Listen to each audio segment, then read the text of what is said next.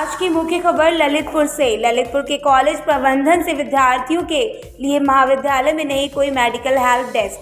नेहरू महाविद्यालय ललितपुर प्राचार्य श्री राकेश नारायण द्विवेदी ने इससे खास बातचीत में मांगे जवाब। बुंदेलखंड विश्वविद्यालय झांसी के द्वारा भीषण गर्मी 45 डिग्री टेम्परेचर में आयोजित परीक्षाओं में मिल रही भारी अनियमितताएं। एक क्लास में 50 से 70 छात्र छात्रों को अलग अलग बैठाकर नकलविहीन परीक्षा का बनाया जा रहा मजाक। भीषण गर्मी के चलते जब अयोध्या के एक महाविद्यालय स्टाफ द्वारा परीक्षा का बहिष्कार हो सकता है तो यहाँ के महाविद्यालय में एमएससी छात्रों की ड्यूटी लगाकर परीक्षा कराने को है।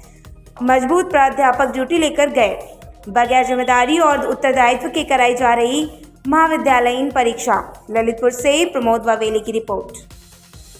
भी परीक्षाएं हम लोगों को करानी पड़ती हैं विश्वविद्यालय के निर्देश पर। हम बार बार अनुरोध भी कर चुके हैं, हमारे छात्र संगठनों ने भी अनुरोध किया है कि ये हमारे यहाँ जो पाठ्यक्रम पढ़ाए जाएं परीक्षा केवल उन्हीं की ली जाए, लेकिन विश्वविद्यालय और शासन प्रशासन की जो व्यवस्था हो हमें। आपका परिचय? प्राचार्य नेहरू महाविद्यालय। अभी सर जो गर्मियों में, इस भीषण गर्मी में जो परीक्षाएं चल रही हैं बच्चों की, जैसे कि अयोध्या में भी परीक्षा वहाँ के शिक्षकों ने बहिष्कार कर दी महाविद्यालय के, यहाँ ये नहीं हो सकता था। इतनी गर्मी में परीक्षा कराने का क्या मतलब निकला? संदेह बहुत भीषण गर्मी है अपने बुंदेलखंड में, और इस समय तो वैसे भी नौतपा का समय है तो और ज़्यादा गर्मी है। और हम लोग चाहते थे कि गर्मी के बाद ये परीक्षा हो, लेकिन हमारे विश्वविद्यालय का ही निर्देश था। विश्वविद्यालय को हम लोग इसके लिए अनुरोध भी किए थे, लेकिन फिर भी विश्वविद्यालय ने जब कहा कि ये परीक्षा होनी है और उन्होंने ग्रीष्मा अवकाश भी घोषित कर दिया है।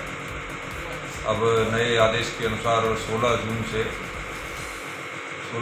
20 जुलाई तक ग्रीष्मा अवकाश घोषित हो गया है।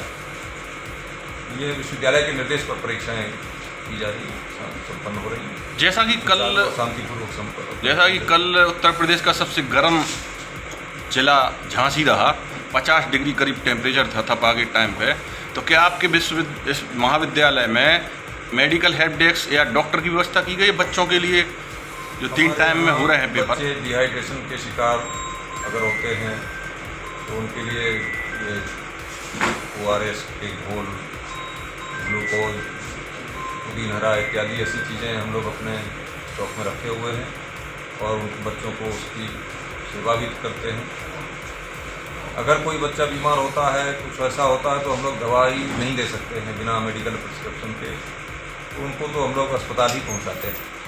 और जो अभी आपके यहाँ पे पेपर चल रहे हैं, बच्चों को अगल बगल बैठाया जा रहा है, दूसरी चीज़ यहाँ पे MSc के छात्र ड्यूटी कर रहे हैं, इस पर आप क्या कहना चाहेंगे? हमारे यहाँ कल लगभग 2200 छात्रों की परीक्षा थी।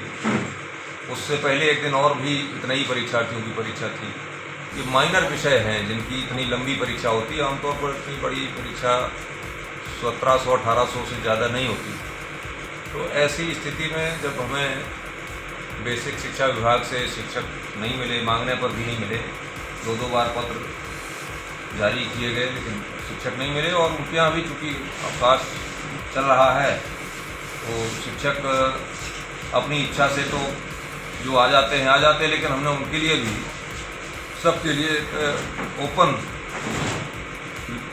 सूचना प्रसारित की कि जिसके पास जो विश्वसनीय शिक्षक हैं तो हमें उपलब्ध करा दें। जब हमें BSA यहाँ से नहीं मिले तो हम अपने स्टाफ के यहाँ के लोगों से भी हमने ये सूचना दी कि आप हमें अपने संपर्क के विश्वसनीय शिक्षक जो हैं वो दे दें। जब फिर भी नहीं मिले और पूरे नहीं हो पाए तो फिर हमें हमारे जो प्रोफेशनल डिग्री कोर्स है उसमें जो अंतिम वर्ष के छात्र हैं, छात्राएं हैं, वो क्वालिफाइड लोग हैं और बड़े प्रॉम्प्ट लोग हैं, तो उनसे हमने फिर कल परीक्षा कराई है। अभी कब तक परीक्षा यहाँ पे जारी रहेगी? परीक्षा अपने यहाँ ये जुलाई के महीने में परीक्षा, तो हमारे यहाँ नेहरू महाविद्यालय में वर्ष भर में 8 महीने के आसपास परीक्षाएं चलती हैं। अभी जून में ये परीक्षा है, जुलाई तक है, और उसी बीच जो है राजर्षि टंडन मुक्त विश्वविद्यालय की भी परीक्षा होने जा रही है। हमारे महाविद्यालय में ये पहले से, जब से हम आए उससे पहले से ही परीक्षाओं का दौर बड़ा लंबा चलता है,